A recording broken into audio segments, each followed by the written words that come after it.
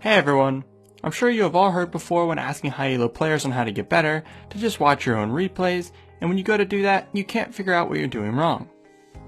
Most of the time, it all comes down to game knowledge and fundamentals. To show you an example, we're going to be breaking down one of my own high elo games in Grandmasters where I'm playing TF versus LeBlanc, who plays the early laning really poorly. The goal is going to be to teach you the proper way to analyze your own games while testing your knowledge along the way. Before you even start looking at the gameplay though, you need to break down the matchup. TF is an AP control mage versus LeBlanc, an AP assassin. TF has more wave clear and lower cooldowns, but LeBlanc does more damage with the full combo. Knowing this, let's look at both game plans. TF's missions will be: Mission 1, push the wave. Since we have a wave clear advantage, we want to use it to get a minion lead. Mission 2, play around cooldowns.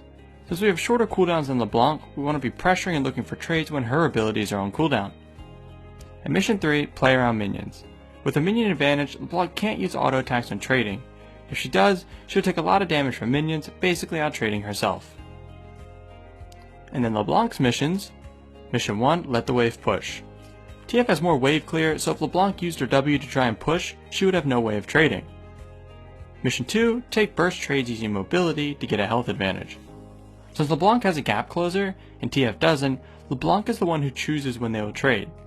She should never let TF just walk up to her and harass. And Mission 3, freeze after getting a health advantage. If LeBlanc chunks TF hard enough, it's too dangerous for him to keep pushing, meaning she can freeze. Alright, let's get into the gameplay. As the lane starts, I immediately used pick a card since having full mana is a waste when taking into consideration mana regen, and throw it at LeBlanc, getting some free damage. I catch her off guard by throwing it at her and not at the minions. It makes her walk away from them since a common trade with TF is to hit the backline and the champion with the red card. But let's say you're LeBlanc and trying to figure out what you should have done here.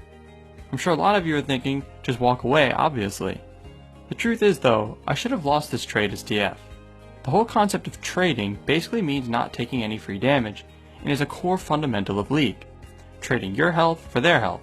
If we think back to the matchup breakdown, remember LeBlanc wins burst trades, so all she had to do was simply trade. When I go to throw the red card, she can use her auto W auto combo to proc electrocute, which would definitely do more damage than my little red card. And at the same time, it would damage my minions, resulting in the wave being thinned, which hurts my minion advantage that I want. And if you're wondering why just walking away wasn't the right answer, look how I'm going to play while my W is down. I back up and start pushing for Mission 1 while staying out of range of her W until my W is back up again. She can't come into my minion wave and do the auto W auto combo without taking too much damage from them. After that, I use my pick a card again, but let it cycle for a while before throwing it at the wave. This is a concept I learned from watching Dopa. Let's say I use pick a card and just pick gold or red right away.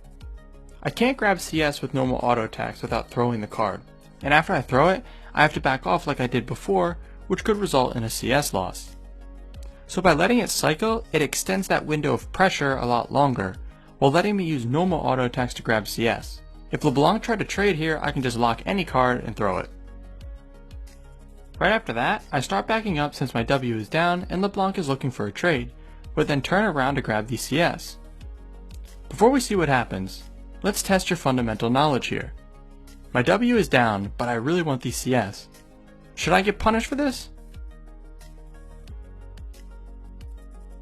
I'm sure most of you answered that I should definitely be punished for this, since LeBlanc has an actual ability up and I don't. Let's see what happens.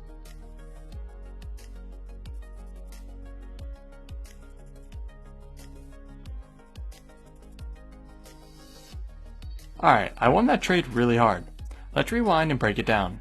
First of all, I turned around to grab the CS because after they die, she doesn't have a wave anymore, and I have 4 minions, plus another wave coming. Take into account how much damage minions do early on is a very fundamental concept as well, and is why pushing with my wave clear advantage is so important. And if we slow it down, look at how I move when she uses her W. I walk directly at her W mark, so she knows if she goes back to it, I'm still going to hit her with this card that's coming off cooldown. This tricks her into walking the other way, but by putting myself in between both of them, it's impossible for her to salvage this really bad decision. So if you were her and you were trying to figure out what you did wrong, like I said before, always look at the fundamental concepts first. TF had a bigger wave than me here, I shouldn't have went for this trade. It's actually that simple. Anyways, after that I collect my CS and finish crashing this wave on the tower.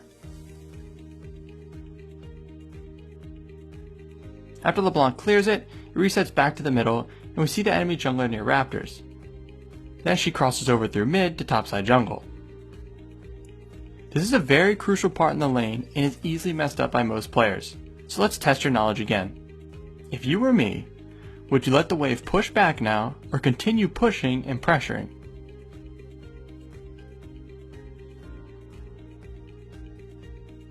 If you answered continue pushing and pressuring, then you were right. There are a few reasons for this, and it's understandable if you thought letting it push back was the right play, since LeBlanc sets up ganks really well, and this is the wave that you would normally let push back since level 3 is when junglers are looking for ganks. So the first reason is that up until this point, I've won every trade, so I have a health advantage and lane pressure. If I was losing trades and LeBlanc had the health advantage, it would be too dangerous for me to try and keep pushing. The second reason, and the most important one, is that Gragas is heading to topside now. But skill capped, you didn't show us that, so how do we know? You should know this just by looking at the minimap. Gragas started blue and did wolves. Naturally, he's going to move to his topside camps now, so by pushing, I get mid priority in case he needs me when contesting the scuttle, and if I get ganked before that, he's right here next to me for a counter gank. If you don't know what mid priority is, it simply means I can move from mid before LeBlanc can because I have pressure in the lane. So, I start pushing. Let's say he wasn't here though, and started red or went to gank bot level 2 instead. Basically, if he wasn't near me, I would let the wave push back to keep me safe from ganks. We all know how hard LeBlanc and Eve snowball if given early kills. After getting the wave pushing again, and getting the minion advantage, the same exact scenario from before is happening. There are 2 low health minions that are about to die, so I know LeBlanc can't trade with me. I do the same thing as before, walking up not afraid with my level advantage and minion advantage, while LeBlanc makes the same exact mistake and tries to trade, giving me first blood. We don't even need to break this one down since LeBlanc made the same mistake as last time.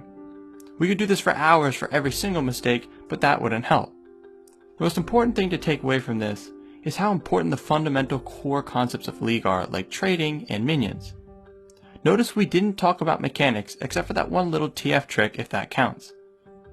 It's all about decision making. And our ultimate goal here at SkillCapped is to make you a better decision maker, as that is the key to climbing the ranks. Anyways, that's going to be it for this one. Let us know how you did with the test your knowledge questions, along with any feedback on if you liked the questions in the video or not. Also, be sure to